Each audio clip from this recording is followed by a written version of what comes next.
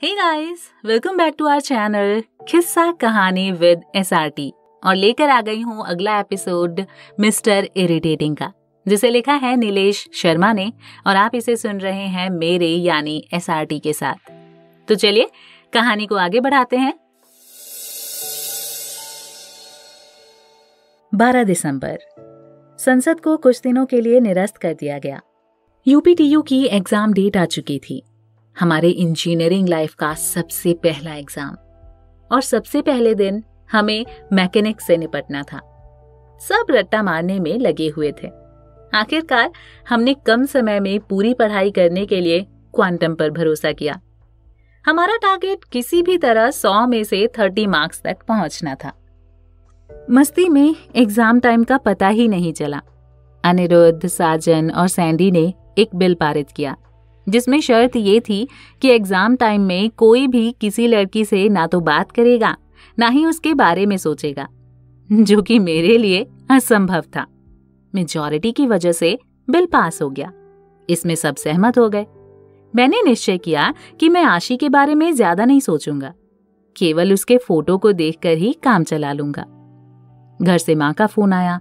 उन्होंने मुझे मन लगाकर पढ़ाई करने को बोला और पहले एग्जाम के दिन मंदिर जाने को भी कहा।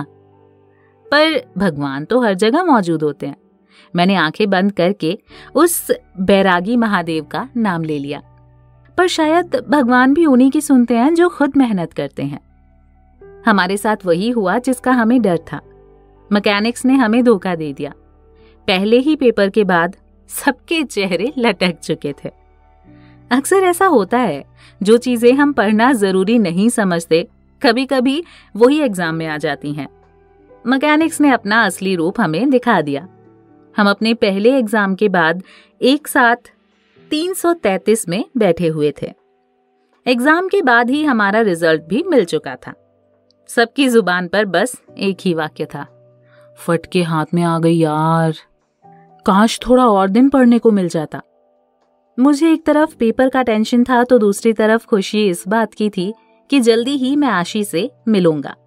एग्जाम की वजह से मैं उसे डिस्टर्ब नहीं करना चाहता था। इसी बीच नए साल ने दस्तक दी। दुनिया नए साल का स्वागत कर रही थी और हम अपने पेपर की तैयारी। ठंडी अपने पूरे चरम सीमा पर थी। हमने भी कम नहाकर पानी बचाने का अभियान शुरू कर दिया। 1 जनवरी 2014, 12 AM। Happy new year. मैंने पहली बार आशी को मैसेज किया, जिसे लिखने में मैंने आधे घंटे प्रैक्टिस में बिता दिए थे। मैंने इस नए साल का सबसे पहला मैसेज सबसे खास इंसान को भेज दिया, जिसके बारे में सोचना मेरे दिन का पहला काम होता था और उसे पाना मेरी ख्वाहिश। मैं उसके जवाब का इंतजार कर रहा था। थोड़ी देर बाद उसका रिप्लाई आया, 3 magical words, same to you. उसके इस मैसेज ने मेरे नए साल की बहुत अच्छी शुरुआत कर दी। मैं उसे इस नए साल पर सरप्राइज देना चाहता था, मिस्टर अननोन बनकर। 7 जनवरी, हमारे पहले सेमेस्टर का आखिरी पेपर। मैंने एक डायरी खरीदी जिस पर फ्रेंड फॉरएवर लिखा हुआ था। मैंने उसके शुरू के पेज पर कुछ लाइनें लिखी। हे आशी, हैप्पी न्यू ईयर। वैसे तो मैं तुम्हें कोई भी सरप्राइज गिफ्ट दे सकता था, कोई भी महंगी चीज जिसे लोग सपने में सोचते हैं, पर मैं तुम्हें सपने देना चाहता हूं। वो सपने जो बस तुम्हारे हों, कैसे भी हों, कुछ भी हो। मैंने इस डायरी के पहले पेज के अलावा बाकी सारे पेज तुम्हारे सपनों के लिए छोड़ रखे हैं। आज से बस तुम सपने देखो।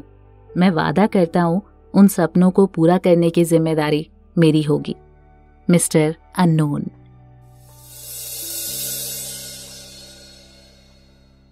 फरवरी 2014, it's a valentine week. Finally हमने बीटेक लाइफ के सबसे पहले पड़ाव को पार कर लिया था और अब हम इंजीनियरिंग से पूरी तरह से अवगत हो चुके थे। हमें कैसे पढ़ना है, कैसे प्रॉक्सी मारनी है, कैसे अपने टीचर को खुश करके इंटरनल नंबर पाने हैं और कैसे क्लास के बीच गोला मारना है। हम हर काम को आखिरी वक्त में करने का हुनर सीखने लगे थे। इस एक सेमेस्टर में मेरी लाइफ में बहुत बदलाव आए। मुझे 4 दोस्तों का एक अनोखा ग्रुप मिला जो मेरी जिंदगी का अहम हिस्सा बन चुके थे। मुझे याद है जब मैं पहली बार हॉस्टल आया था, जहां पहले मैं किसी से कुछ शेयर नहीं करता था, वहीं अब हम कभी कभी एक ही बेड पर सो भी जाते थे। कपड़ा भले ही कोई खरीदता, लेकिन उसे यूज सब कर सकते थे, तब तक जब तक कि उसमें से बदबू ना आने लग जाए। गंदा होने के बाद उसे वापस मिल जाता जिसने इसको खरीदा होता। हम हर बात एक दूसरे से शेयर करने लगे, घर से लेकर गर्लफ्रेंड तक, पढ़ाई से लेकर सेक्स तक। एक छोटी सी रैगिंग की वजह से मुझे काव्या जैसी सीनियर मिल गई, जो स्मार्ट, बेखौफ, सुंदर और केयरिंग थी। मेरा उसके लिए बस एक ही काम होता था, उसके लिए शायरी लिखना। वो मेरी बहुत हेल्प करती। कॉलेज में हो रहे इवेंट से लेकर फ्यूचर जॉब के बारे में वो मुझे सारी जानकारी देती। बस वो थोड़ी जिद्दी थी। कभी कभी रात में फोन करती और कहती, मुझे कोई शायरी सुनाओ, और बदले में मैं उससे आशी का ख्याल रखने को कहता। और मेरी लाइफ की सबसे खास लड़की, जिससे पहली नजर में मुझे प्यार हो गया था। मुझे विश्वास नहीं था कि कभी वो मेरी बहुत अच्छी दोस्त बन जाएगी। मैं धीरे धीरे उसके करीब जाना चाहता था। मैं बस उसे अपना बनाना चाहता था। मैं उसकी खुशियों के लिए कुछ भी करने को तैयार था। मेरे हर दिन की शुरुआत उसकी छुपकर खींची गई फोटो को देखकर होती थी। महादेव हमेशा मेरे साथ थे। हॉस्टल के दोस्तों के अलावा हमारा एक और ग्रुप था, जिसमें मैं, अनिरुद्ध, आशी और आंचल थे। आंचल आशी के बारे में मेरी फीलिंग्स को जान चुकी थी। वो कई बार हम दोनों को लेकर कमेंट करती और बदले में मुझे आशी का खिलखिलाता हुआ चेहरा देखने को मिलता। मैं बस उसे हमेशा ऐसे ही देखना चाहता था। आज हमें मिले हुए पूरे 1 महीने बीत चुके थे। अब मुझे बस उसे देखना था, उस चेहरे को जो बस मेरे लिए बना हो। मैं तो बस यही चाहता था कि एक सुबह ऐसी हो, मेरा दिन भी मेरे ख्वाबों जैसी हो। उसकी अंगड़ाइयों से ही मेरा सबेरा हो, जैसे घोंसलों में चिड़ियों का बसेरा हो। सूरज की हर किरण उसके कदमों को छूकर निकले, और ये हवा उसके बदन की खुशबू जैसी हो। मेरी एक सुबह ऐसी हो, ओस की बूंदें हों या बरसात की फुहारें, दिन की रोशनी हो या हो ये टिमटिमाते तारे, सावन की शुरुआत भी उसकी हंसी जैसी हो। मेरी एक सुबह ऐसी हो। नदियों की लहरें उठे जैसे ही वो मुस्कुराए, उसके होठों के बोल से ये झरना भी गुनगुनाए।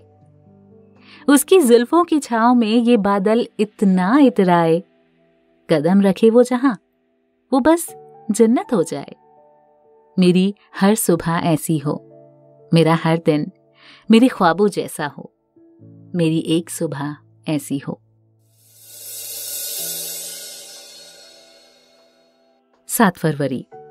अनिरुद्ध ने आंचल के साथ डील की थी कि वो आशी को किसी बहाने आज बाहर भेजेगी, जिसके बदले हम लोग उसे ट्रीट देंगे। वैलेंटाइन वीक की शुरुआत हो चुकी थी, जिसे प्यार का महीना भी कहते हैं, जिसका पहला दिन रोज डे से शुरू होता है।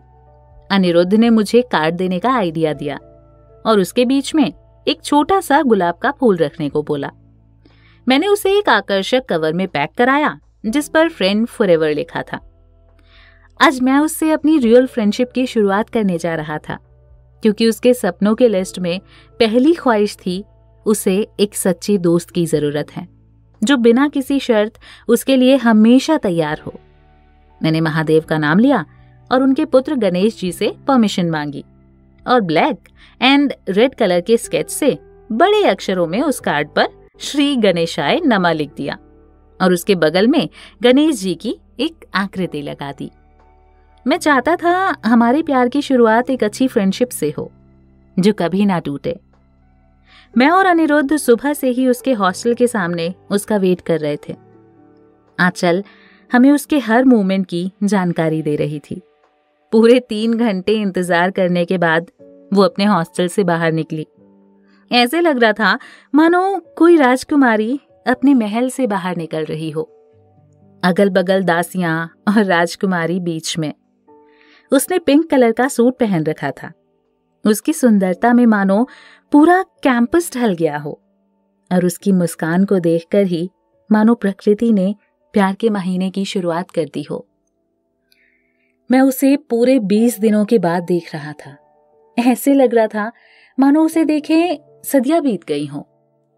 मेरे सामने सब कुछ फिर से स्लो मोशन में होने लगा।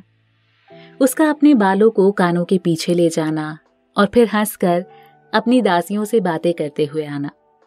मैं इस पल को हमेशा के लिए रोक देना चाहता था। अबे जाएगा कि अगले साल तक यहीं वेट करेगा? अनिरुद्ध ने मुझे धक्का देते हुए कहा। मैं उसके आगोश से बाहर निकल चुका था। मेरी धड़कनें तेज चलने लगी। आज मैं उसे सबके सामने गिफ्ट देने जा रहा था, मानो कोई भंवरा अपने फूल के पास जाना चाहता हो। मैं भागता हुआ उसके पीछे गया। आशी, मैंने उसे रोकते हुए बोला। हाय, कैसे हो? उसने मुस्कुराते हुए मेरी ओर देखा। इतने दिनों बाद कहाँ थे?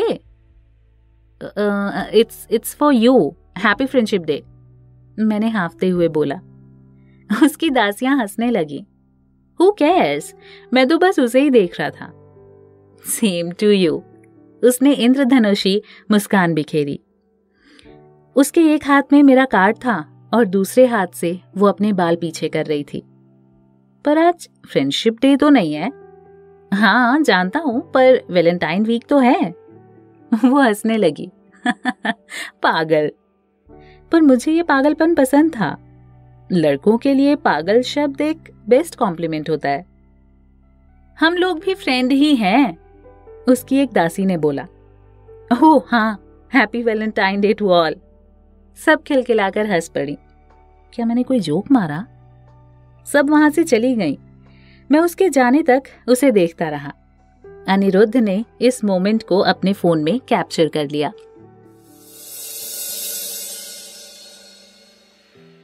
तूने सब पोपट कर दिया, अनिरुद्ध ने अपना जैकेट मुझसे खींचते हुए बोला। पर मैंने किया क्या? वो बगल वाली लड़की, उसने तुझसे 3 बार हैप्पी फ्रेंडशिप डे बोला, पर तू तो आशी की आंखों में जैसे घुसा पड़ा था। अरे यार, तुम्हें पता तो है, मैं जब भी उसे देखता हूँ तो पता नहीं क्या हो जाता है, मैं सब कुछ भूल जाता हूँ। मजनू हो गए हो बेटा तुम, उसने चिढ़ाते हुए कहा। अच्छा तूने देखा, उसने भी मुझे विश किया ना, और उसकी मुस्कुराहट देखी? हाय, मैंने बेड पर कूदते हुए कहा। हाँ देखा, पता नहीं हंसकर देख रही थी या देखकर हंस रही थी। मैंने उसे बीच की उंगली दिखाई। अब आगे क्या? मैंने अनिरुद्ध से पूछा। आगे क्या? कल प्रपोज कर, फिर चॉकलेट दे, फिर टेडी, फिर किस कर, और उसके बाद तो तुझे पता ही है। नहीं यार, अभी इतनी जल्दी सब कुछ अच्छा नहीं रहेगा। पहले मैं उसका विश्वास जीतना चाहता हूँ। मुझे इस रिलेशन में भागना नहीं है। मैं उसे ऐसे ही मुस्कुराते हुए देखना चाहता हूँ। अभी तो 4 साल हैं, और फिर ये सब करने के लिए तो पूरी जिंदगी बची है। उसका विश्वास जीतना मेरे लिए सबसे अहम बात है। वो बेड पर फैले हुए मेरी बातें सुन रहा था। एक काम कर, इस वैलेंटाइन पर कुछ मत कर। लड़कियों को जितना भाव देगा ना, वो उतना ही भाव खाएंगी। लड़कियों को भाव देना इज डायरेक्टली प्रोपोर्शनल टू लड़की का भाव खाना। उसने अपना यूनिवर्सल लॉजिक दिया। मैंने सहमति में सर हिलाया। पर यार, अभी इतने दिन हैं, 14 को कुछ तो देना पड़ेगा, मैंने कहा। एक काम कर, उसे बिकिनी गिफ्ट कर दे, उसने तकिए को अपने ओर खींचते हुए कहा, ताकि वो मेरे वार से बच सके। आखिरकार हमने वैलेंटाइन के बस एक दिन को सेलेक्ट किया था, और वो था प्रॉमिस डे। साजन, सैंडी, विशाल को इसके बारे में कुछ भी नहीं पता था। हम सारी प्लानिंग उनकी गैर हाजिरी में ही करते थे। मैंने फिर मिस्टर अननोन बनकर उसकी सारी छिपकर खींची गई फोटो का कोलाज बनाया और उसे हिटलर मैम से उसके रूम में भिजवा दिया। उसके साथ एक कार्ड भी था जिस पर लिखा था, I promise you that in your every bad situation I will stand for you no matter what will be the condition. I promise that I will keep my promise. मुझे डर था इस लेटर से वो बुरा ना मान जाए, पर मैं ये कदम उठाना चाहता था। आखिरकार वही हुआ जो मैं चाहता था। काव्या ने बताया उसे मेरा गिफ्ट पसंद आया। इसका मतलब था वो मुझे अब सीरियसली लेने लगी है। अब हमारी एक अच्छी दोस्ती हो चुकी थी। हमारी बातें भी अब धीरे धीरे ज्यादा होने लगी थीं। मैं उसका विश्वास जीतने में सफल हो रहा था। हम अक्सर पढ़ाई की बातें करते, वो मुझसे अपने घर की सारी बातें शेयर करने लगी। अब जब भी वो अकेला महसूस करती तो मुझे कॉल करती और मैं उसे अपनी छोटी छोटी हरकतों से खुश रखने की कोशिश करता।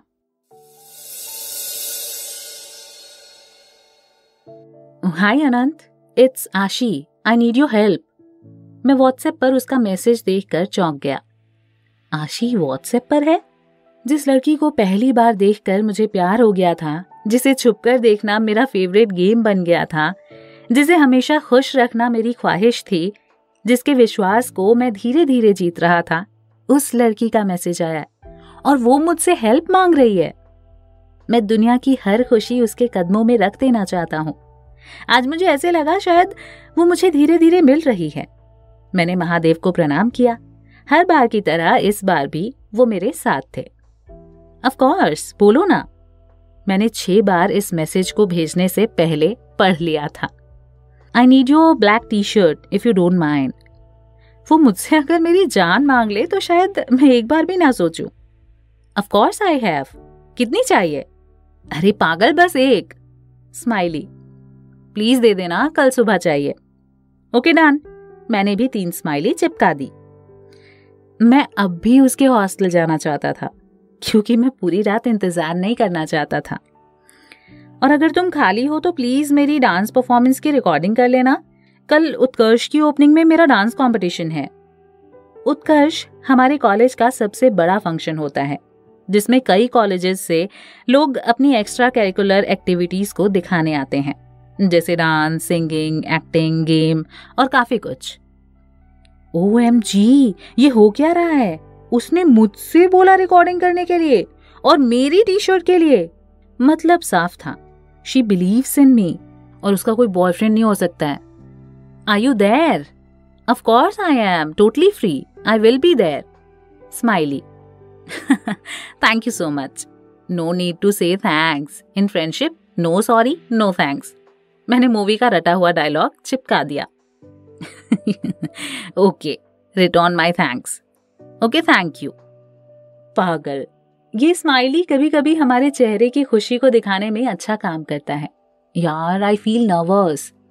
डोंट बी नर्वस यार, you will rock because I love you, will you marry me? मैं लिखना चाहता था। Okay bye, good night. सुबह जल्दी उठना है। Bye, good night, take care and don't be nervous, you will rock. Smiley. Last seen 12:17। काश मैं स्माइली की जगह उसका मुस्कुराता चेहरा देख पाता। मैं अपने बेड से उठ गया। मुझे सामने दिखने वाली हर चीज से प्यार हो गया। किताबें, झाड़ू, पंखा, बेड, अनिरुद्ध और सबसे ज्यादा मुझे खुद से प्यार हो गया। अनिरुद्ध, उठ साले, देख उसने मुझे मैसेज किया है। मैंने उसे लात मारते हुए कहा। वो उठकर बैठ गया। वो मुझे ऐसे घूर रहा था मानो उसने कोई भूत देख लिया हो। मैंने उसे गले लगा लिया। देख भाई, किसका मैसेज आया है? मैंने उसकी आंखों के सामने फोन के मैसेजेस को दिखाते हुए कहा। माई एंजल, उसने नाम पढ़ते हुए बोला। ये कौन है? साले फोटो देख। अरे यार, ये तो आशी है, उसने आंख मींचते हुए कहा। भाई, उसने मुझे अभी मैसेज किया था, उसे मेरी टी शर्ट चाहिए और उसने मुझे अपनी डांस की रिकॉर्डिंग करने को भी बोला है। पहले मैं छुप कर करता था, अब उसके सामने कर सकता हूँ। मैं खुशी से नाच रहा था। वो अब भी मुझे घूरे जा रहा था। बहुत दिनों बाद संसद की आपातकाल बैठक बुलाई गई। रात के 2 बज रहे थे। विशाल बस आशी की फोटो देखे जा रहा था, जिसमें उसने साड़ी पहन रखी थी। ये उसकी बड़ी दीदी की शादी में ली गई फोटो थी। वो एक पतिव्रता पत्नी की तरह लग रही थी। भाई, इसकी तो निकल पड़ी। देहिया जवान तो बनैले भगवान बड़ी ताजा हो, बाग से मिलेला ऐसन समान मोर राजा हो। साजन ने भोजपुरी में कोई गाना गाया। तो कल सब अपने फोन की मेमोरी खाली कर लेना, भाभी जी की रिकॉर्डिंग करनी है, साजन ने ऐलान किया। हम भी तो देखें हमारे अनंत बाबू फिदा किस पर हैं। यूज। हाँ, वो यूज कर रही है तेरा, विशाल सर हिलाते हुए बोला। सब उसकी तरफ देखने लगे। क्योंकि उसे जब जरूरत हुई तब उसने तुझे मैसेज किया, विशाल ने कहा। मैं उसके चेहरे पर अभी एक घूसा मारना चाहता था। नहीं बे, उसके बाय में 3 बार स्माइली थी, साजन ने अपना तर्क देते हुए कहा, जिसका कोई सेंस नहीं था। फिर भी साजन ने ये कहकर मेरा दिल जीत लिया। कैमरे का इंतजाम हो जाएगा, सैंडी ने कहा। चलो, इस बेवफा दुनिया में कोई तो सफल हुआ, साजन ने विशाल की ओर देखते हुए कहा, क्योंकि विशाल को विशाखा ने फिर से धोखा दे दिया था। थैंक यू यारो, मैंने कहा। थैंक यू अपने पिछवाड़े में डालो और सुबह जल्दी उठा दियो, साजन ने कहा।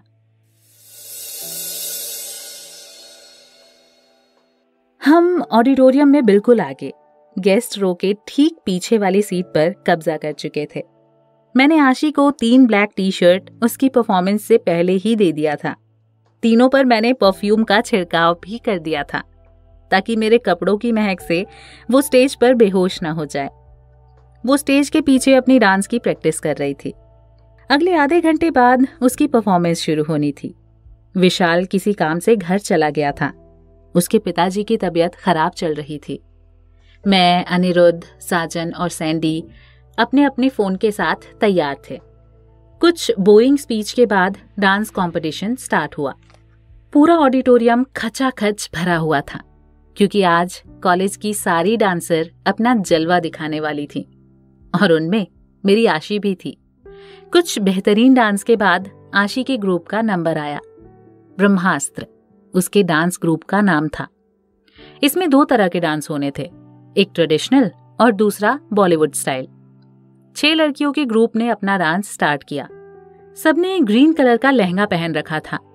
उन 6 में मैंने आशी को आसानी से पहचान लिया। वो भीड़ में दूसरे नंबर पर खड़ी थी। वो लहंगे में बिल्कुल उमराव जान लग रही थी। इसमें से भाभी कौन है? साजन फुसफुसाया। मैंने उंगली से उसकी ओर इशारा किया। सब अपनी रिकॉर्डिंग में लग गए। मैं उसकी अदाओं में खो गया। मुझे स्टेज पर आशी के अलावा वहां और कुछ नहीं दिख रहा था। तालियों और सीटियों के साथ उनकी परफॉर्मेंस खत्म हुई। साजन ने सीटियां बजाने वाले चेहरों को ध्यान में रखा। फिर एक और डांस, जिसमें उसने मेरा टी शर्ट पहन रखा था, जो कुछ घंटों पहले मेरे शरीर पर था। ये डांस बॉलीवुड गाने को मिक्स करके बनाया गया था, जिसमें कुछ पुराने गाने भी थे। इवेंट खत्म हुआ। विनर्स के अनाउंसमेंट अगले दिन होने थे। अगला दिन स्टार नाइट का था, जिसमें कॉलेज की ओर से सिंगर कैलाश खेर को बुलाया गया था, जिनका सबको बेसब्री से इंतजार था। अबे अब जाके वीडियो दे दे। इवेंट खत्म होने के बाद अनिरुद्ध ने मुझसे कहा। अब हम भी अपनी सीट पर बैठे हुए थे। मेरा वहां से जाने का बिल्कुल मूड नहीं था। लगभग सारे लोग निकल चुके थे। बस कुछ वॉलंटियर्स वहां दौड़ रहे थे। यार पागल है क्या? मैं अभी मेकअप रूम में कैसे जा सकता हूँ? मैंने कहा। अबे फट्टू है क्या? जा, कुछ नहीं होगा। तेरी शक्ल भी क्यूट बच्चे की तरह ही है, कोई कुछ नहीं बोलेगा, अनिरुद्ध ने कहा। मैंने उस पर लात से प्रहार किया। मुझे नफरत है जब कोई मुझे बच्चा बोलता है। अब तो मेरी दाढ़ी भी आने लगी है यार।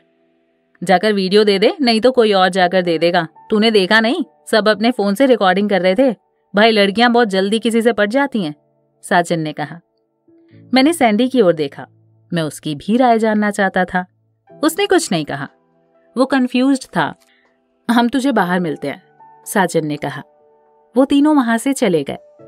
अब मेरे पास कोई रास्ता नहीं बचा था। मैं डरते हुए back stage girls makeup room में पहुंचा। मेकअप रूम सुंदर लड़कियों से भरा पड़ा था। ये वही लड़कियां थी जो कुछ देर पहले स्टेज पर अपने डांस का जलवा बिखेर रही थीं। उनमें से कुछ ने अपने शरीर से काफी कपड़ों को कम कर दिया था। मैं बस उस चेहरे को ढूंढ रहा था जिसे मैं अपनी जिंदगी बनाना चाहता था।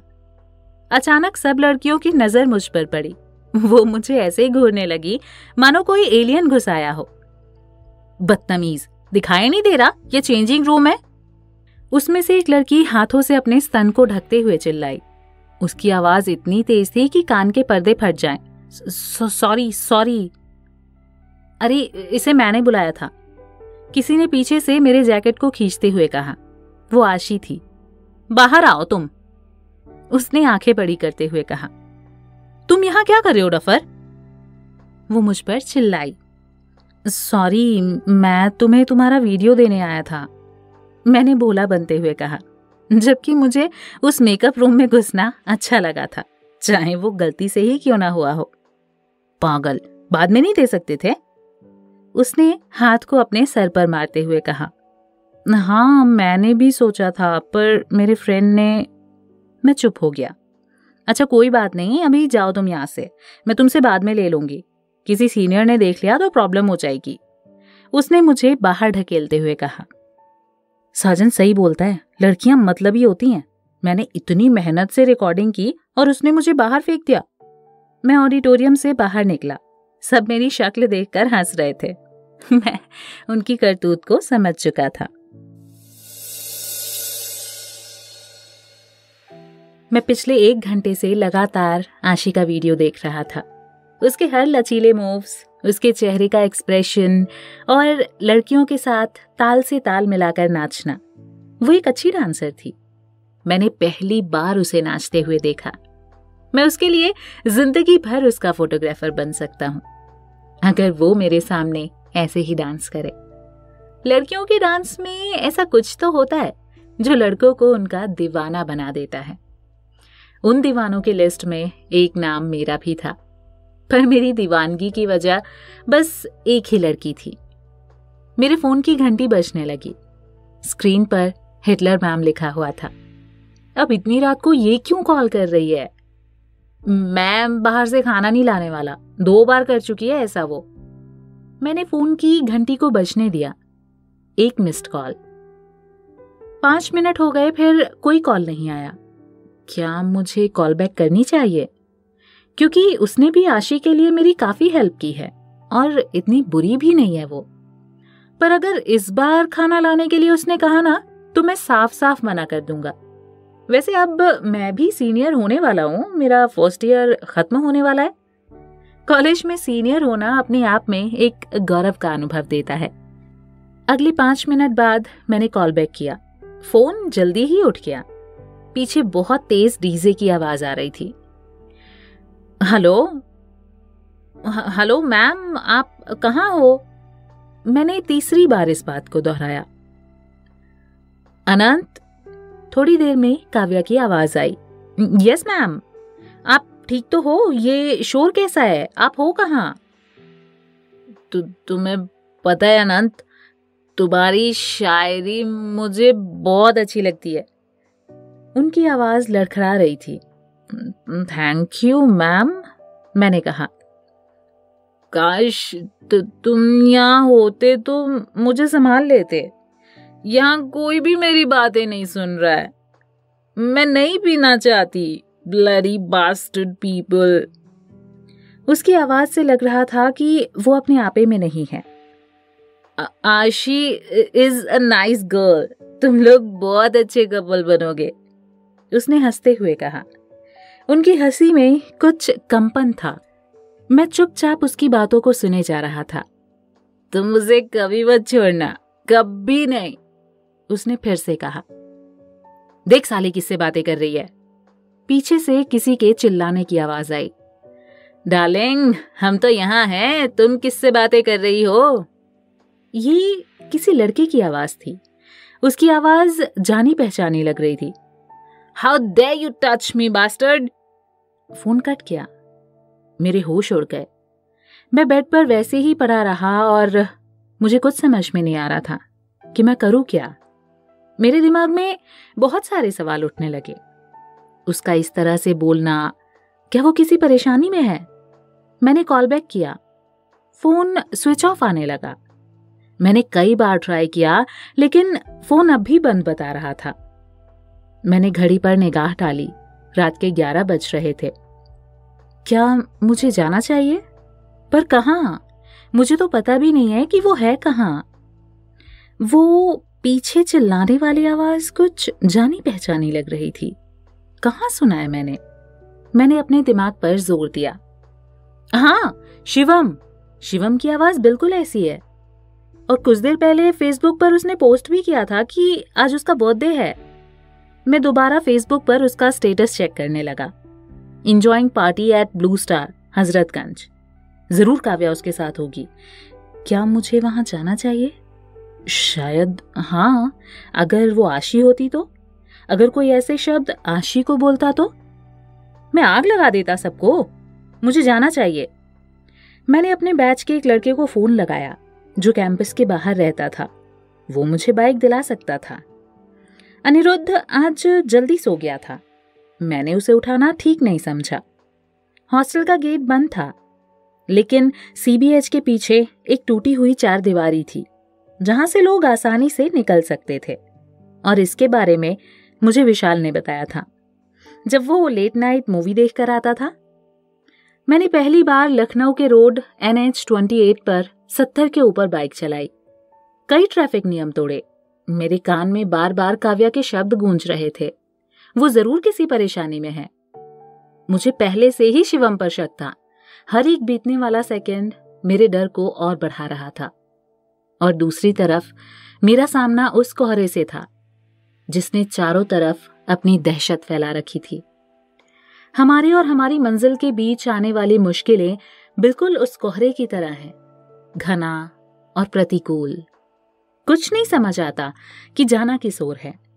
अक्सर हम उससे डर जाते हैं और उसके हटने का इंतजार करते हैं, लेकिन शायद आगे बढ़ने के लिए उस डर के चश्मे को आंखों से हटाना ही पड़ता है।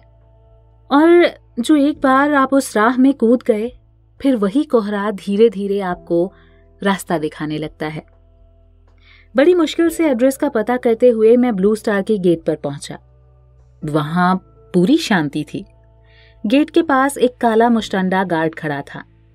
उसका चेहरा एक गोल अंडे की आकार की तरह लग रहा था। उसने मुझे दूर से देखते ही इशारे में रोका। कहाँ जाना है? कड़कती आवाज में उसने पूछा। मैं शिवम का दोस्त हूं, उसने मुझे पार्टी में बुलाया है, कहता हुआ मैं अंदर घुस गया और वो वहां पर कंफ्यूज्ड खड़ा रहा। मैंने भी पलट कर देखना ठीक नहीं समझा। अंदर धुएं का सैलाब फैला हुआ था। लेजर लाइट जल रही थी। टेबल बिखरे पड़े थे। दीवार पर कुछ रोमांटिक तस्वीरें बनी हुई थी। बैकग्राउंड से कोई धीमे सॉन्ग की म्यूजिक की आवाज आ रही थी। बार पूरा खाली था। मैंने चारों ओर नजरें घुमाई। वहां बारटेंडर के अलावा मुझे कोई और नहीं दिखा। बारटेंडर टेबल पर पड़े बोतल को वापस रैक में रख रहे थे, जिसमें 2 लड़कियां भी थीं, जो अपने काम के अनुसार कपड़े पहन रखी थीं, और उनके साथ 2 नौजवान आदमी जो पूरी टाई में थे। मेरे अंदर दाखिल होते ही वो लोग मुझे घूरने लगे। बार बंद हो गया है, उनमें से एक ने मुझे अहम जानकारी देते हुए बोला। उसे लगा शायद मैं यहां पीने आया हूं। मेरी उम्र और शक्ल के हिसाब से शायद उसने सही बोला था, पर एड्रेस तो यहीं का था। उसने तो यही नाम लिखा था। मैंने एक बार फिर से एड्रेस चेक किया। हो सकता है वो यहां से निकल गए हों। मुझे कहीं और देखना चाहिए। मैं वहां से जाने के लिए मुड़ा, लेकिन उनमें से एक लड़की की तिरछी नजर दाएं बने गलियारे की तरफ थी, जिसके बगल में एक छोटा सा कमरा था। उस कमरे का दरवाजा बंद था। शायद मुझे वहां देखना चाहिए। मैं उस कमरे की तरफ दौड़ा। ओ हेलो, किधर? पीछे से एक बारटेंडर चिल्लाया। मैं उसे अनसुना करते हुए कमरे की तरफ और जोर से भागा। मैंने दरवाजे पर एक जोरदार लात मारी, जितना ताकत मैं लगा सकता था। सामने का नजारा देखकर मेरे होश उड़ गए। वही लड़का शिवम हाथ में बियर की बोतल लिए खड़ा था। उसके शर्ट के बटन खुले हुए थे। लंबा जिराफ कमलेश्वर हाथ में सिगरेट लिए चेयर पर पड़ा था। शिवम किसी को बोतल से पिलाने के लिए जोर दे रहा था, जो बेजान हाल में उसका अवरोध कर रही थी। उसके घुटने दिख रहे थे। ये एक लड़की मालूम लग रही थी। मैं और आगे की तरफ बढ़ा। छोटे बाल, हाँ ये तो हिटलर मैम है, पर ये लोग कर क्या रहे हैं? शिवम उनके कुछ ज्यादा ही नजदीक था। इस पूरे मामले को समझने में मुझे ज्यादा समय नहीं लगा। ये क्या हो रहा है? मैं पूरे जोश में चिल्लाया। वहां शिवम के अलावा 2 और लड़के थे जो पूरे नशे में बेसुध पड़े थे। शिवम मेरी ओर पलटा। भैंचोद, तू है कौन बे? शिवम ने मुझे घूरते हुए कहा। कमलेश्वर भी चेयर से उठ खड़ा हुआ। साला फर्स्ट ईयर का है, आशिक होगा इसका, वैसे भी ये बच्चों से ज्यादा ही लगी रहती है। कमलेश्वर बोला। तुम लोग कर क्या रहे हो उनके साथ? मैं गुस्से में डरते हुए चिल्लाया। मुझे डर भी लग रहा था क्योंकि वहां मुझे बचाने वाला कोई नहीं था और सबने पी रखी थी। क्या मैं उनसे लड़ सकता था? हाँ, शायद मैं उसे धक्का दे सकता हूं, क्योंकि नशे में लोग ठीक से खड़े नहीं रह सकते। शिवम लड़खड़ाता हुआ मेरे नजदीक आया और उसने मेरी कॉलर पकड़ ली। उसकी आंखें पूरी लाल और मुंह से शराब की गंदी बदबू आ रही थी। मैंने अपने कॉलर से उसके हाथ को हटाने की कोशिश की। कमलेश्वर काव्या की ओर बढ़ा। उसके पैर लड़खड़ा रहे थे। काव्या सोफे पर बेजान पड़ी थी। उसकी आंखें आधी खुली हुई थीं, लेकिन वो अपने होश में नहीं थी। मैंने पुलिस को फोन कर दिया है, तुम सब पकड़े जाओगे। मैं शिवम को जोर से धक्का देता हुआ चिल्लाया। वो चेयर से लड़ते हुए जमीन पर गिर गया। कमलेश्वर मेरी ओर बढ़ा। उसने मुझे धक्का दे दिया। मैं लड़खड़ाता हुआ संभला। क्या हो रहा है यहां? बार का मालिक पीछे की दरवाजे से चिल्लाया। मुझे आशा की किरण नजर आई। मैं उसकी ओर भागा जो अब भी दरवाजे की तरफ खड़ा था। ये लोग उस लड़की से जबरदस्ती कर रहे हैं, आपको रोकना चाहिए। और मैंने पुलिस को भी कॉल कर दिया है, अगर आपने नहीं रोका तो इनके साथ आप भी फंसोगे। मैंने उसे डराने की कोशिश की। तू हमें रोकेगा? शिवम मेरी ओर झपटा। उसके हाथ में मेरे शर्ट के कुछ बटन आ गए। ये मेरा फेवरेट शर्ट था, जिसे मैं पहली बार पहनकर आशी के सामने गया था। बार के मालिक ने कुछ सोचते हुए तेज आवाज लगाई। 2 काले मूंछों वाले मुस्टंडे गार्ड अंदर आ गए, जो साउथ के विलन से कम नहीं लग रहे थे। इन सबको बाहर निकालो यहां से, मालिक ने उन्हें आदेश देते हुए कहा। दोनों विलन ने अपना काम शुरू कर दिया। प्लीज इसके बारे में पुलिस को कुछ मत बताइएगा, मालिक ने हाथ जोड़ते हुए मुझसे कहा। मैं भागकर काव्या के पास पहुंचा। मैम, आप ठीक तो हैं? मैंने उसका चेहरा अपने हाथ में लेकर हिलाया। उसने कुछ नहीं बोला। उसकी आंखें बस थोड़ी सी खुली थीं। मैंने उसके चेहरे पर पानी की कुछ छींटे मारी। अनंत, हल्की सी आवाज आई। हाँ मैम, मैं आ गया हूं, आप चिंता मत करिए, हम हॉस्टल चल रहे हैं, मैंने उसे उठाते हुए कहा। गार्ड ने उन दोनों को पकड़कर बाहर कर दिया और वो मुझे गालियां देते हुए जा रहे थे। अच्छा हुआ काव्या ने ये गालियां नहीं सुनी। बार के मालिक ने हमें बाहर तक पहुंचाने में मदद की। उसने किसी तरह काव्या को बाइक की पिछली सीट पर बिठाया। काव्या ने मुझे जकड़ रखा था, जैसे कोई बच्चा किसी डर की वजह से अपनी मां को पकड़ता है। मालिक आखिरी वक्त तक मुझे पुलिस को ना बताने के लिए प्रार्थना करता रहा। मैंने अंतिम बार उन सबको जमीन पर पड़े देखा। मैं जितना धीरे हो सके उतनी धीरे बाइक चला रहा था, ताकि हिटलर मैम को कोई दिक्कत ना हो, क्योंकि वो अपने होश में नहीं थी। उसने अपना सर मेरी पीठ पर रखा हुआ था। मैं उनके नाक से निकल रहे गर्म हवाओं को महसूस कर पा रहा था। फरवरी का महीना खत्म होने को था। हवाएं अब भी ठंडी थी, लेकिन उसके गर्मी की वजह से मुझ पर इसका कोई प्रभाव नहीं पड़ रहा था। मैंने महादेव का शुक्रिया अदा किया। क्या होता अगर वो मुझे कॉल ना करती? क्या होता अगर मैं वहां समय पर ना पहुंचा होता? शायद आज मैंने बहुत अच्छा काम किया है। मुझे पहले से ही शक था कि शिवम एक गलत लड़का है। मैंने कई बार लड़कियों के साथ उसे लोहिया पार्क में घूमते हुए देखा था। शायद गलती इनकी भी है। इन्हें लड़कों के साथ इतना फ्रैंक नहीं होना चाहिए था। और इनके छोटे कपड़े, लेकिन इससे क्या? सबको समान अधिकार है। लड़के खुलकर रह सकते हैं तो लड़कियां क्यों नहीं? क्या इसलिए कि वो एक लड़की है वो हैंग आउट नहीं कर सकती? हम अक्सर लड़कियों के बारे में गलत विचारधारा रखते हैं, पर जब बात अपने परिवार की किसी लड़की की आती है तो हम आग बबूला होने लगते हैं। आखिर कब तक हम लड़के लड़कियों में विभेद करते रहेंगे, जबकि हम जानते हैं कि हमारा अस्तित्व बिना लड़कियों के संभव नहीं है। ये हमारे हर मोड़ पर हमें अपना साथ देती हैं, माँ, बहन, दोस्त, टीचर, पत्नी, हर रूप में। मैं खुद से बहस कर रहा था, जिसका कोई निष्कर्ष नहीं निकल रहा था। मैंने अचानक पॉलिटेक्निक चौराहे पर अपनी बाइक को धीमा कर दिया। इस समय काव्या को मैं हॉस्टल नहीं ले जा सकता था। अगर वार्डन को पता चल गया तो प्रॉब्लम हो जाएगी। वैसे भी रात के 2 बजे किसी भी तरह हॉस्टल में एंट्री नहीं मिल सकती थी। मैंने चारों तरफ नजरें दौड़ाईं। वहां कोई चहल पहल नहीं थी। पूरा इलाका शांत पड़ा था।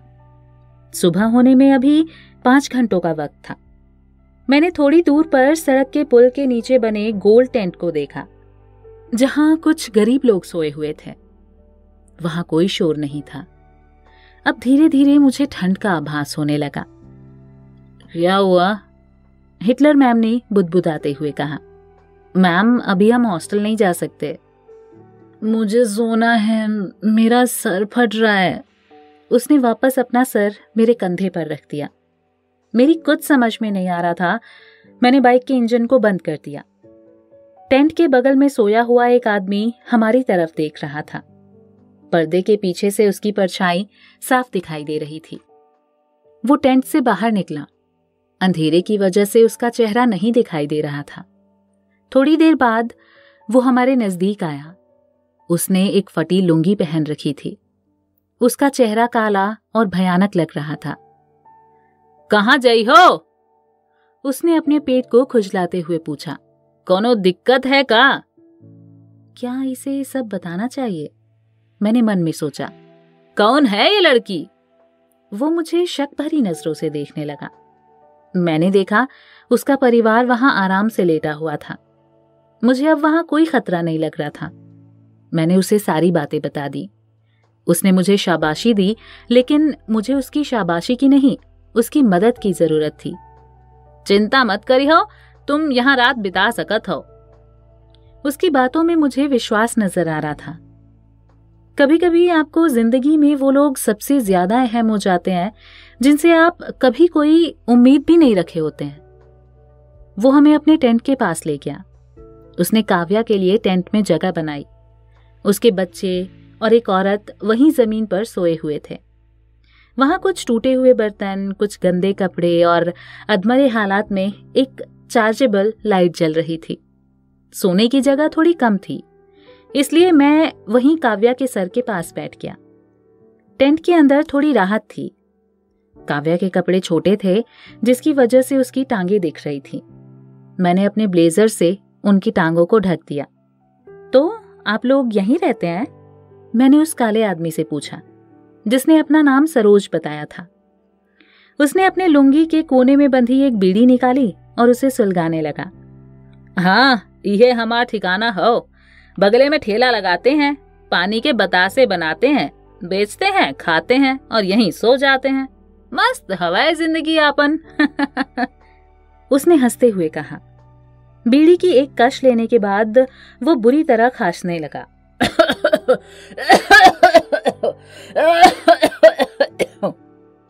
उसकी खांसी से बगल में सोए उसके बच्चे की नींद खुल गई। वो कुछ 4-5 साल का लग रहा था। उसने पूरे बदन पर एक बस फटी हुई शर्ट पहन रखी थी, जिसका साइज उसके शरीर के हिसाब से ज्यादा था। अरे हमार जग्गू उठ गवा। वो खांसते हुए चिल्लाया। वो लड़का भागते हुए अपने पापा की गोद में आके बैठ गया। ये हमार जोगिंदर है, हमार दूसरा सबसे छोट लड़का। ससुरा दिन भर परेशान करत रहत है। उसने उसके गालों पर एक लंबा चुंबन किया। उसके दांत काफी गंदे दिख रहे थे, जिसके चारों तरफ मसाला अब भी लगा हुआ था। जोगिंदर बड़ी देर से काव्या की टांगों को निहार रहा था। ये भी कहत है कि को इंजीनियर बनना है। बच्चा अब शर्माते हुए अपने पापा की गोद में छिपने लगा। भैया जैसा पढ़ना पड़ेगा रे जोगिंदर, तब जाके इंजीनियर बनेगा तू। कहते हुए उसने ठहाका मारा। लेकिन सरोज की आंखें और उसकी हंसी ये साफ जाहिर कर रही थी कि उसका ये सपना बस कल्पना मात्र ही था। थोड़ी देर बाद जोगिंदर उसकी गोद में ही सो गया। ऐसे समाज में इंजीनियर बनने का ख्वाब शायद उसके सपनों में से ही था। ऐसे लोगों के भविष्य के लिए अभी हमारा समाज जागा नहीं है, उसका सोना ही बेहतर था। लोगों को तो मरने के बाद शमशान भी मिल जाता है, पर यहां जी रहे लोगों को तो जमीन भी नसीब नहीं होती। जिस स्तर पर पहुंचकर हमें हमारी जिंदगी उबाऊ महसूस होती है, वहां तक पहुंचना भी शायद किसी का ख्वाब होता है। हमारी दुनिया के पीछे एक और दुनिया है जहां बस गरीबी है। उनका ख्वाब बहुत छोटा होता है, जो बस संयोग से पेट भरने से ही पूरा हो जाता है। पर यह दुनिया मंगल पर पहुंचने से भी ज्यादा दूर है। मैं एक ही मिट्टी से बनी दो दुनियाओं को देख रहा था। वो आदमी पूरी रात मुझसे बातें करते रहा और मैं आशी के बारे में सोचते रहा। 5 बजते बजते वो भी सो गया। मैं अब भी वैसे ही पड़ा रहा, क्योंकि काव्या मैम का सर मेरे पैर पे था। सुबह सूरज निकलने से पहले हम वहां से निकल गए। मैंने जोगिंदर के लिए अपना जैकेट वहीं छोड़ दिया। मई, हमारे सेकेंड सेमेस्टर एग्जाम्स की डेट आ चुकी थी। अगले 10 दिन बाद हम सबके पेपर शुरू होने वाले थे और इस बार हमें 48 डिग्री टेम्परेचर को भी झेलना था। इवन सेमेस्टर में पढ़ाई करने के लिए समय भी थोड़ा कम मिलता है। हम पूरी तरह से तैयार नहीं थे, लेकिन शायद हमें अब भी शॉर्टकट क्वांटम का पूरा भरोसा था। कम समय में पूरा रिवीजन।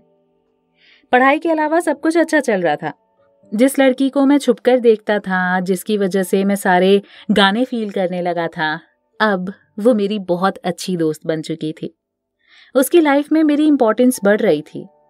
वो मुझसे अब सारी बातें शेयर करती थी। हम हर दिन मिलने लगे। मेरा उसे देखकर खो जाने की बीमारी अब भी खत्म नहीं हुई थी। मैं अक्सर उससे मिलने के लिए पढ़ाई में आ रहे डाउट्स के बहाने बनाता और दूसरी तरफ हिटलर मैम के मैसेज आने अब बंद हो गए थे। वो इस घटना के बाद काफी टूट गई थी। इस घटना के बाद उसने मुझे शायरी के लिए भी परेशान करना बंद कर दिया, पर मैं उसे मिस कर रहा था। उसका हमेशा मेरे लिए परेशान होना, आशी के लिए प्यारे सजेशंस देना, मुझे लड़कियों की पसंद नापसंद के बारे में समझाना, मैं उसके साथ बिताए हर लम्हे को मिस कर रहा था। कुछ दिन बाद काव्या का मैसेज आया, thank you for your help, I want to meet you. हम कैंपस में बने स्टूडेंट मॉल के ऊपर बैठे थे। एग्जाम डेट की वजह से वहां चहल पहल थोड़ी कम थी। सब नोट्स की फोटोकॉपी लेकर घूम रहे थे। एग्जाम का खौफ सबके चेहरे पर नजर आ रहा था। मैंने काव्या की ओर देखा। आज पहली बार उसने सलवार सूट पहन रखा था।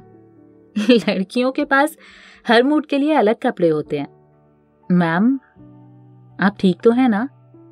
मैंने चुप्पी तोड़ते हुए कहा। उसने झूठी मुस्कान के साथ सर हिलाया। उसके चेहरे से साफ झलक रहा था कि वो उस घटना से अभी तक उबर नहीं पाई है। मैंने ना चाहते हुए भी अपना हाथ उनके हाथ पर रख दिया। मैंने ऐसा फिल्मों में देखा था। लोग सांत्वना देने के लिए लड़की के हाथ पर अपना हाथ रख देते हैं, जिससे उसे आपके दुख में शामिल होने का पता चलता है। I'm okay, उसने मेरी तरफ देखते हुए कहा। उसके हाथ गर्म थे। मैंने अपना हाथ हटा लिया। आपने अपने पेरेंट्स को बताया? पापा डीन सर से मिले थे। उन सबको लास्ट वार्निंग मिली है और हॉस्टल से उनका रेस्टिकेशन हो गया है। ऐसा ही होना चाहिए, मैंने बीच में अपना गुस्सा जाहिर करते हुए कहा। अनंत, क्या तुम्हें भी लगता है कि ये मेरी गलती है? उसने मेरी आंखों में झांकते हुए पूछा। घर वाले मेरी गलती दे रहे हैं, पता नहीं ये लोग कब समझेंगे। उसकी आंखें भर आईं। बिल्कुल नहीं मैम, मैंने पहली बार बिना नजरें झुकाए उसका जवाब दिया। आपकी गलती कैसे हो सकती है? मुझे तो वो पक्के हरामी लगते थे। वैसे मेरे पास उन सबके लिए बीटेक के कुछ प्रसिद्ध गालियों के भंडार थे, लेकिन मैंने यहाँ हरामी से काम चलाना ही ठीक समझा। भगवान करे उनकी 2 बार वाई भी लग जाए। और फिर ये मेरे जूनियर हो जाएं, मैंने उसे अच्छा महसूस कराते हुए कहा। वो चंद सेकंड के लिए फूटकर हंस पड़ी। वो हंसते हुए बहुत अच्छी लगती थी। उसकी मुस्कुराहट मानो जादू कर देती है। उसे बार बार मुस्कुराते देखना मुझे अच्छा लगता, और उसके इंद्रधनुषी होंठ बिल्कुल आशी की तरह लगते थे। मैम, आपको पता है, कल रात मैंने आपके लिए एक शायरी लिखी है, मैंने अपना फोन निकालते हुए कहा। तेरे सारे सपने मेरे होते तो सोचो कितने फसाद होते।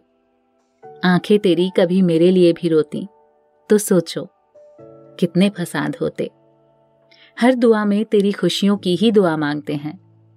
जो मेरी हर दुआ कबूल हो जाए तो सोचो कितने फसाद होते। वो हंस पड़ी। इस बार उसकी हंसी पूरी थी। आशी कैसी है? क्या तुमने वैलेंटाइन पर उसे प्रपोज किया? नहीं मैम, वो मेरे लिए बहुत स्पेशल है। मैं उसे किसी भी तरह खोना नहीं चाहता, और फ्रेंडशिप में तो मैं बिल्कुल भी नहीं खोना चाहता। जो धीरे धीरे होता है वही तो प्यार है ना। वो मुझे खोई नजरों से घूरने लगी। नेक्स्ट सेमेस्टर में मैं उसे पक्का प्रपोज करूंगा, मैंने दांत दिखाते हुए कहा। वो मुझे अब भी घूर रही थी। डोंट वरी, वो हाँ जरूर बोलेगी, उसने कहा। हम अंधेरा होने तक बातें करते रहे। मैंने उसे उस दिन हुए घटना के बारे में सब कुछ बताया। वो अपनी हंसी नहीं रोक पा रही थी जब मैंने बताया कि जोगिंदर उनकी टांगों को घूर रहा था। वो अब खुलकर हंसने लगी थी, जो कि मैं चाहता था। उसने मुझे अब शायरी लिखने से आजादी दे दी, पर शायद अब मैं सचमुच उसके लिए दिल से लिखना चाहता था।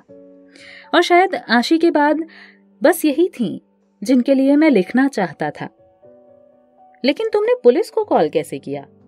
अचानक उसने भौएं मरोड़ते हुए पूछा। किसने बोला मैंने पुलिस को कॉल किया? इस बार मैथ 2 को छोड़कर हमारे बाकी सारे पेपर अच्छे हुए। संसद को एग्जाम के मद्देनजर रखते हुए फिर से स्थगित कर दिया गया। सैंडी और साजन यूपीटीयू के पेपर को लीक करने के जुगाड़ में लगे रहे। बड़ी मुश्किल से क्वांटम के भरोसे हमने अपना एग्जाम दिया। अगले दिन हम सब अपने अपने घर जाने वाले थे। मैं आशी से 20 दिन के लिए दूर होने जा रहा था, जो शायद मेरे लिए एक मुश्किल घड़ी थी। हम लोग अंतिम बार कैंटीन में मिले। मैं उसे जी भर के देखना चाहता था, क्योंकि उसके बाद मुझे उसके बिना 480 घंटे, 28,800 मिनट और 17,28,000 सेकंड बिताने थे।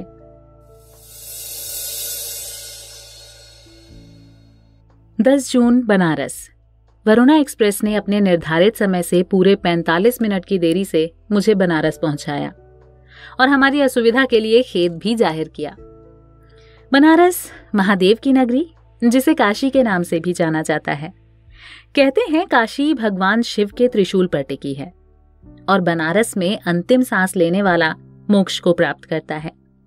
अब ये कितना सही है, ये तो मरने वाला ही बता सकता है। यहाँ पेट भरने के लिए पैसे नहीं, महादेव का नाम ही काफी होता है। कैंट स्टेशन पहुंचते ही मानो पूरा समा हर हर महादेव में रम गया हो। रात के 1 बजे भी ऑटो वाले हमारी सेवा में तत्पर थे। बनारस कभी सोता नहीं, और यहाँ चाय पीने और पान खाने का कोई टाइम नहीं होता। यहाँ के लोग पान खाने और उसी से दीवारें रंगने में माहिर होते हैं। मेरा घर स्टेशन से 3 किलोमीटर की दूरी पर था और वहां से 5 मिनट की दूरी पर महादेव का घर, विश्वनाथ मंदिर, जो कि दशाश्वमेध घाट से नजदीक है। मैं बहुत जल्दी घर पहुंचना चाहता था। एक लंबे वक्त के बाद मैं घर वापस आया था। घर पहुंचते ही मेरा आदर सत्कार शुरू हो गया। मैं अपने घर में इकलौता लड़का था। बाकी 2 बहनें जो बनारस में ही रहकर अपनी पढ़ाई पूरी कर रही थीं। घर पहुंचते ही हर माँ की तरह मेरी माँ के मुंह से भी पहला शब्द निकला, हाँ कितना दुबला हो गया है, हॉस्टल में खाना ठीक से नहीं देते क्या? मैंने उन्हें गले लगा लिया।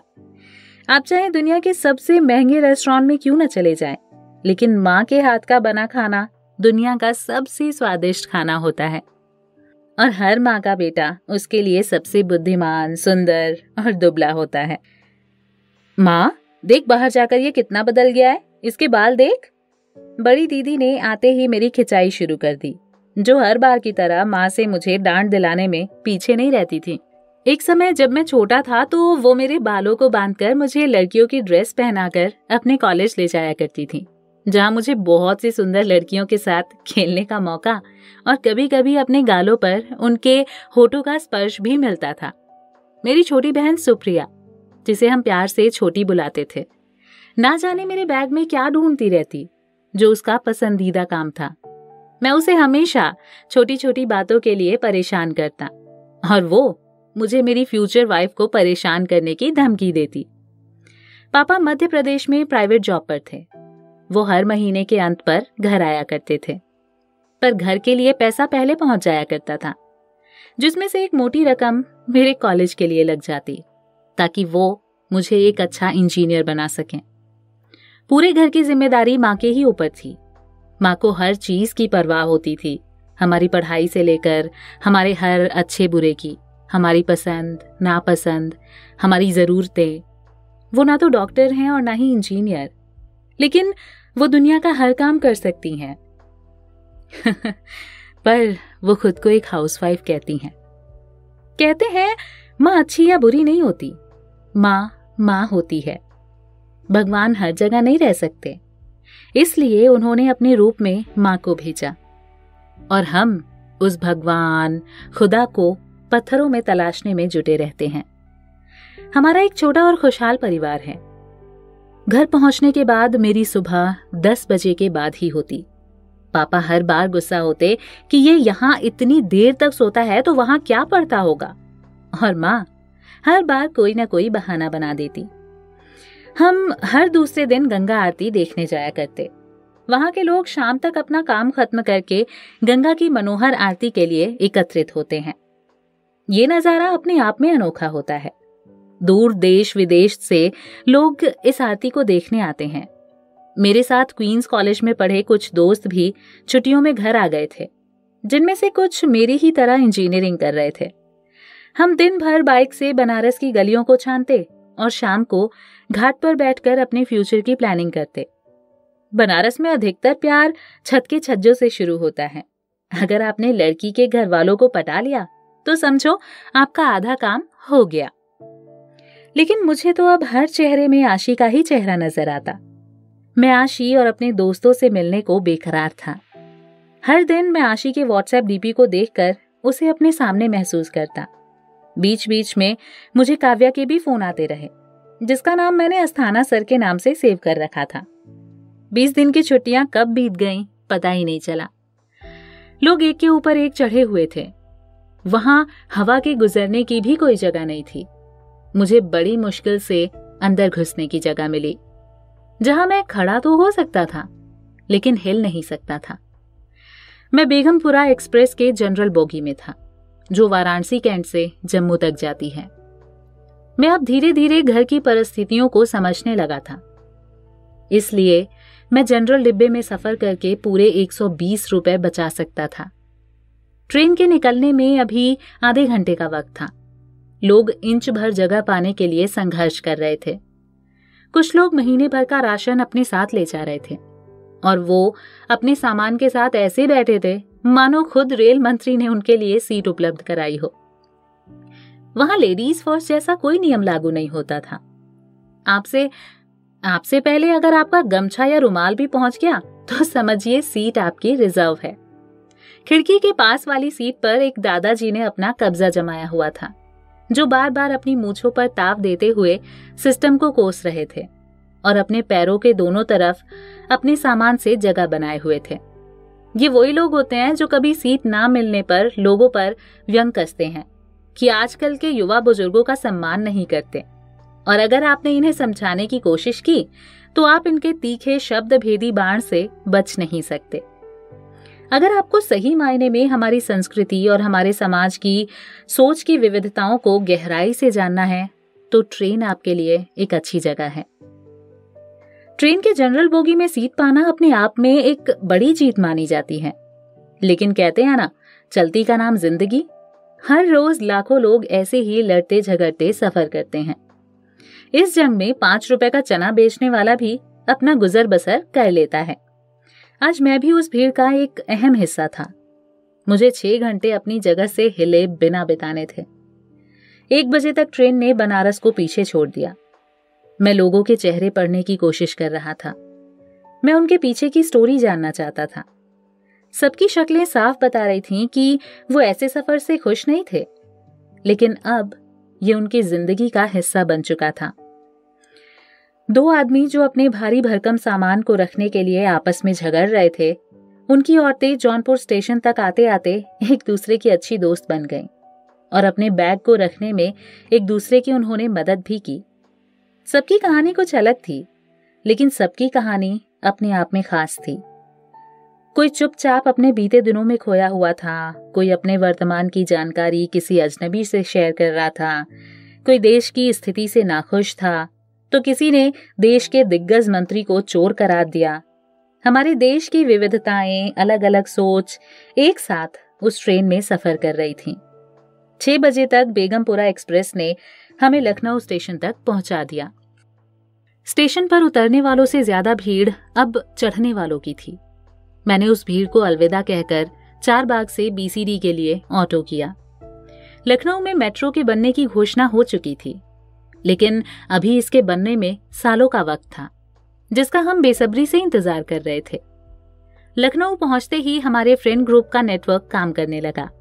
मैं भी अपने दोस्तों से मिलने के लिए उतावला हो रहा था, लेकिन उससे ज्यादा मैं आशी को देखने के लिए उतावला था।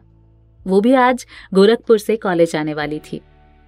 अगले 1 घंटे बाद मैं CBH पहुंच गया, जहां साजन मेरा पहले से इंतजार कर रहा था। उसे मेरे आने से ज्यादा खुशी मेरे बैग में पड़े सामान को खाने की थी, जिसे माँ ने मेरे खाने के लिए बनाया था। मैंने रात में आशी को मैसेज किया, मिस यू मॉम। उसने अपने WhatsApp का स्टेटस में लिखा था, hi once again welcome in jail. Hi, sad smiley के साथ। यार याद आ रही है घर की, यहाँ कुछ अच्छा नहीं लग रहा। अरे कुछ दिनों की तो बात है, अगले महीने छुट्टियां हैं, फिर चली जाना घर। वैसे यहाँ के लिए don't fear, Anant is here. Smiley. मैं उसे देखने के लिए तड़प रहा था। वो कॉलेज आ चुकी थी। हम महज कुछ गज के फासलों पर थे, अपने अपने हॉस्टल में। मैं उसे अपनी बातों और कुछ जोक्स से खुश करने की कोशिश कर रहा था। वो अपने घर वालों की बातें शेयर कर रही थी। मेरे सिवा वो सबको मिस कर रही थी, और मैं उसके सिवा किसी को नहीं। उसने मुझे एक फोटो भेजी जिसमें एक छोटा सा बच्चा दिख रहा था। वाओ नाइस, ये तुम्हारी फोटो है? लॉल, ये मेरी मिष्टी है, दीदी की लड़की। I love her. I love you and I miss you very badly. मैं लिखना चाहता था। ओह वाओ, सो क्यूट, इतनी प्यारी, इसका तो नाम मिठाई होना चाहिए। ओके, अब से ये मेरी मिठाई। उसने मुझे एक वीडियो भेजा जिसमें मिठाई के फोटो से वीडियो बनाया गया था और बैकग्राउंड चंदा है तू मेरा सूरज है तू का गीत बज रहा था, जो उसके भाई ने बनाई थी। पता है, मैं सुबह से इस वीडियो को देख रही हूँ। नाइस वीडियो, ऐसा तो मैं भी बना सकता हूँ। मैंने झूठ बोला। सच्ची? Of course, you know I am so talented. मुझे लगा वो मेरी तारीफ करेगी। तो बनाओ, मैं पिक्स भेज रही हूँ। उसने फोटो भेजना शुरू किया, जिसमें कुछ मिठाई की सिंगल तो कुछ आशी के साथ की फोटो थी। मैंने बस आशी के साथ वाला फोटो सेलेक्ट किया और पूरी रात बस आशी का वीडियो बनाया। I am ईगरली waiting, send me video now. मुझे सुबह आंख खुलते ही उसका मैसेज पढ़ा। ओ शिट, मैंने तो बस आशी का वीडियो बनाया है। मैंने उसे मैसेज किया, वीडियो तो बन गया है लेकिन सेंड नहीं हो रहा है, नेटवर्क प्रॉब्लम। मैं तुम्हें लंच में मिलकर देता हूँ। Okay, see you there, bye. मैंने कॉलेज बंक मारी, जो कि मेरा फेवरेट काम था, और मिठाई की 3 वीडियो बनाई। मुझे तो बस आशी से मिलने की खुशी थी। अब मैं उसे अपनी फीलिंग बताना चाहता था। हमारी दोस्ती को 1 साल हो चुके थे, लेकिन दूसरी तरफ मैं डरता था कि कहीं वो बुरा ना मान जाए। मैं उसे किसी भी तरह खोना नहीं चाहता हूँ। शायद मेरे प्यार को कभी ना कभी वो खुद समझ जाएगी।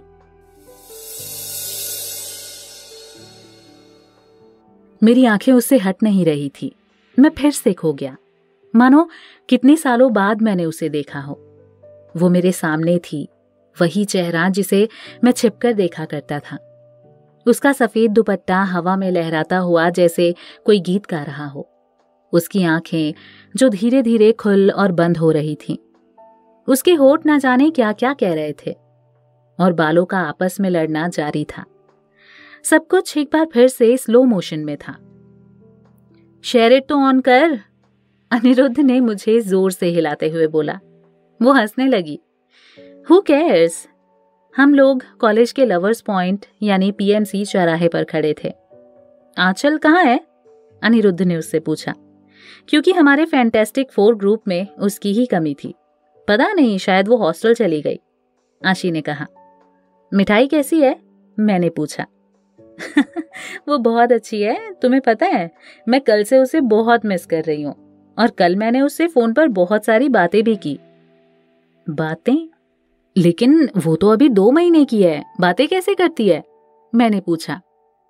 उसने अपनी पतली भौहें मरोड़ ली। पागल, मैं तो उसकी फीलिंग समझती हूं ना। क्या तुम मेरी फीलिंग नहीं समझ सकती? मैंने तुम्हें कितना मिस किया, क्या तुम नहीं जानती कि मैं तुम्हें कितना प्यार करता हूं? मैंने अपने मन में कहा। वाओ, सोल कनेक्शन, मैंने चिढ़ाते हुए कहा। और नहीं तो क्या? उसने अपनी जीभ चटकाई। पीएमसी के चारों तरफ लोग अपने नए सेमेस्टर की शुरुआत में कॉलेज के माहौल को एंजॉय कर रहे थे। कुछ लोग जो पहले साल तक सिंगल थे, आज उनमें से कुछ कपल बन चुके थे। कॉलेज में नए स्टूडेंट आ चुके थे, जिनमें से कुछ हमारी ही तरह थे, शांत, सीधे साधे, पढ़ाई करने वाले, फैशन से दूर रहने वाले। जैसे कि हम पहली बार कॉलेज में आए थे वैसे ही। लड़के पहले से और जंगली दिख रहे थे और वहीं लड़कियां और भी निखरती जा रही थी। एंटी रैगिंग कैंपस का पोस्टर चारों तरफ लग चुका था और अब हम भी सीनियर हो गए थे। चलो, वीडियो आ गया, अब मैं जा रही हूँ हॉस्टल। देखती हूँ तुमने कैसा वीडियो बनाया है। मैं सबको बताने वाली हूँ कि ये वीडियो मैंने बनाया है। अगर अच्छा नहीं हुआ ना तो समझ लेना तुम, उसने मुझे चेतावनी देते हुए कहा। मुझे उसकी हर चीज पसंद थी, फिर चाहे वो गुस्सा ही क्यों ना हो। हे सुनो, कल तुम फ्री हो? अनिरुद्ध चौराहे का चक्कर लगाने के बाद हमारे सामने आया। हाँ, पर क्यों? आशी ने मेरी तरफ देखते हुए कहा। कल तो संडे है, क्यों ट्रीट दे रहे हो क्या? अरे तुम एक बार तो बोलो, ये तुम्हारे लिए। कहता हुआ अनिरुद्ध रुक गया। क्या? आशी ने कहा। मतलब हाँ, ट्रीट ही है, एक छोटी सी पार्टी, पीहू का बर्थडे है ना। अनिरुद्ध ने मुझे चोरी से आंख मारते हुए कहा। ये शायद उसकी नई प्लानिंग थी जिससे मैं बिल्कुल अनजान था। अरे हाँ, मैं बताना भूल गया, मेरी एक छोटी भांजी है जिसका कल बर्थडे है, तो मेरी तरफ से एक छोटी सी पार्टी। मैंने उस झूठी कहानी को आगे बढ़ाया। अरे वाह, तब तो मैं पक्का आऊंगी और आंचल को भी बोल दूंगी। और हाँ, तुम मामा बने हो तो पार्टी बड़ी होनी चाहिए। बाय, उसने दूर जाते हुए कहा और वो अपने हॉस्टल चली गई। देखा, तेरा काम मैंने बना दिया। अब कल तू उससे अकेले मिलेगा और प्रपोज करेगा। मैं आंचल को सब समझा दूंगा कि उसके साथ ना आए। अनिरुद्ध ने बेशक एक अच्छी तरकीब बनाई थी। जा अनंत जा, जी ले अपनी जिंदगी, उसने फिल्मी अंदाज में कहा। क्या ये मेरी पहली डेट होगी? क्या मुझे उसे प्रपोज करना चाहिए? हमारी दोस्ती को 1 साल हो चुके हैं, अब तो वो मुझ पे विश्वास भी करने लगी है। यार, मुझे डर लग रहा है, मैं कैसे प्रपोज करूंगा उसे? साले, अब तो वो तुझे जान भी गई है, अब क्या सुहाग रात में भी सबको साथ लेकर जाएगा? ले जा, मूवी दिखा, चुपके से हाथ पकड़कर आई लव यू बोल देना। उसने अपना घटिया सुझाव प्रस्तुत किया। हम आशी के जाने के बाद पीएमसी पर बैठकर कल होने वाली मेरी पहली डेट के बारे में चर्चा कर रहे थे, जिसके बारे में आशी को कुछ पता नहीं था। मैंने निश्चय किया कि कल से उससे अपने दिल की बात बता दूंगा, जिसे मैंने पहले दिन से रोक कर रखा था। मैंने रात को उसे वेन्यू भेजा। Wave mall? What about movie? मैं उसके जवाब का इंतजार कर रहा था।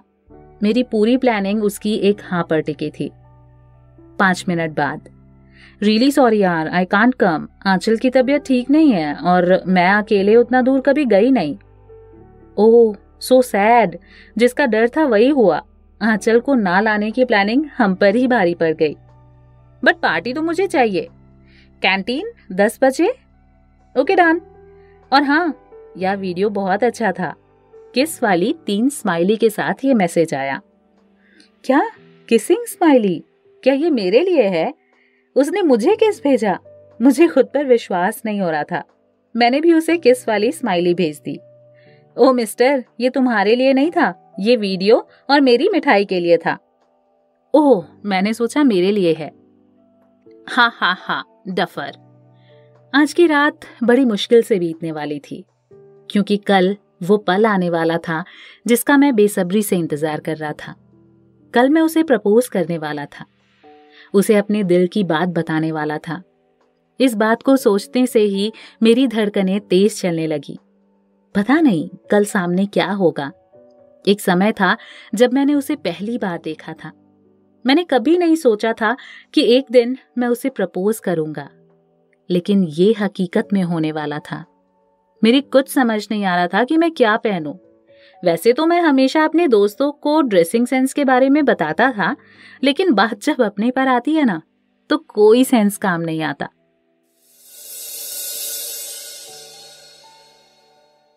तो इस कहानी को फिलहाल यहीं विराम देते हैं। आगे लेकर हाजिर होंगी अगला एपिसोड।